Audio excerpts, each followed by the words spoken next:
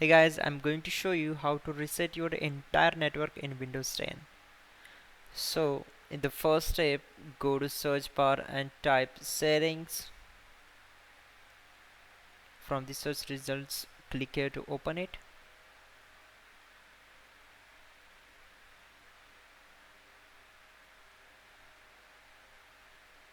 On this Windows settings window, click on network and internet. Now,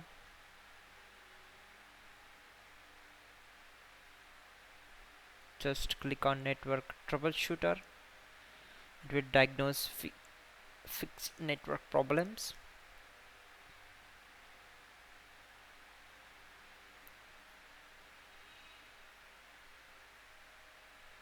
Okay, after that just close all windows and again go to search bar, then type CMD. From the search results, right click here and select run as administrator, then select as.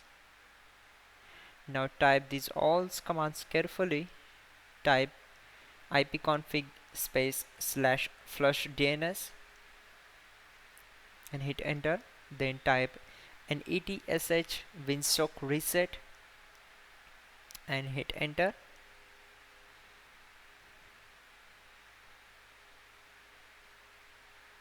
Now type exit to close the command prompt.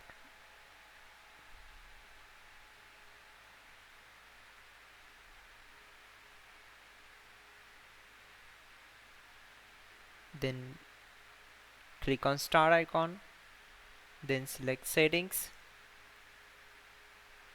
Again click on network and internet.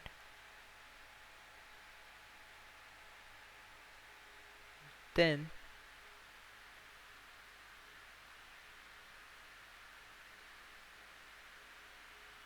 click on network reset, and you need to reset now.